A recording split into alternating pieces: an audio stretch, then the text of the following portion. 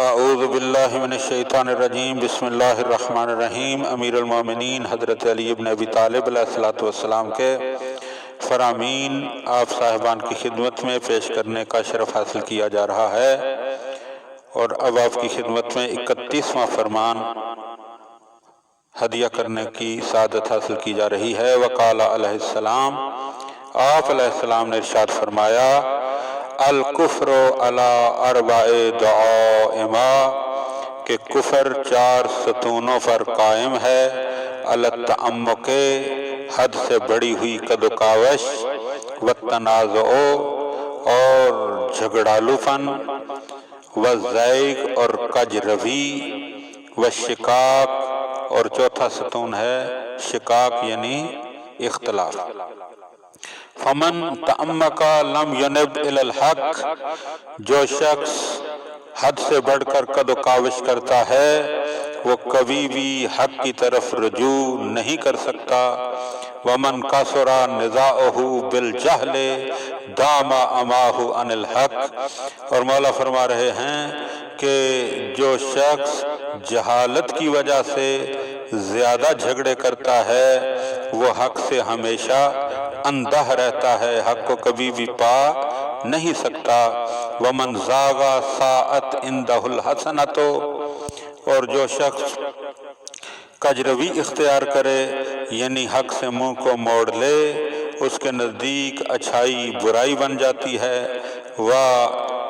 حسنت عندہ السیئۃ، اور اچھائی برائی بن جائے گی اور برائی جو ہے وہ اچھائی بن جائے گی۔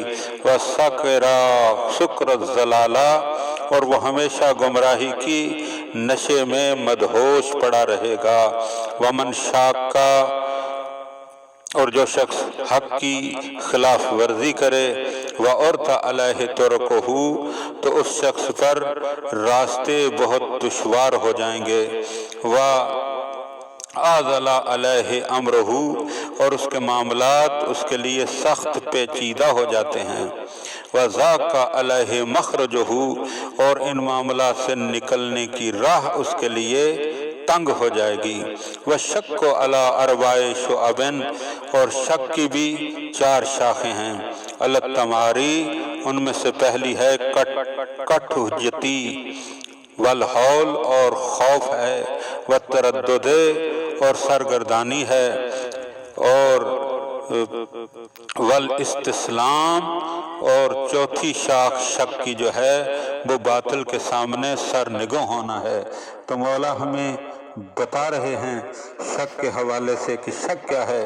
فرماتے ہیں فمن جعل المراء دینا، جس شخص نے کٹ حجتی کو، بلا وجہ کی لڑائی جھگڑے کو، بحث و مباحثے کو اپنا دین بنا لیا، لم یصبح لیلہ، تو اس کی رات کی کبھی بھی صبح نہیں ہوگی۔ ومن حالہ ما بین یدیہ نکص علی عقیبیہ، اور جو خوف زدہ ہو جائے اپنے سامنے کی چیزوں سے، ہول میں پڑ جائے تو کیا ہوگا؟ وہ الٹے پیر پلٹ جایا کرتا ہے۔ ومن تردد فی الریب وطئت صنابک الشیاطین، اور جو شخص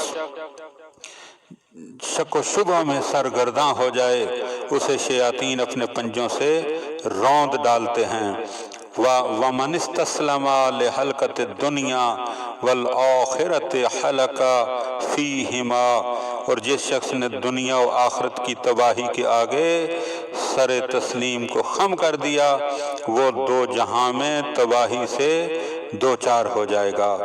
تو یہاں پر ہم یہ کہنا چاہتے ہیں کہ دیکھیے دونوں فرامین میں، یعنی پہلے فرمان میں ایمان کی 16 شاخیں بیان کی گئی ہیں، 4 ستون بیان کیے گئے ہیں، اور دوسرے فرمان میں کفر کے حوالے سے کفر کی شاخوں کا ذکر کیا گیا ہے۔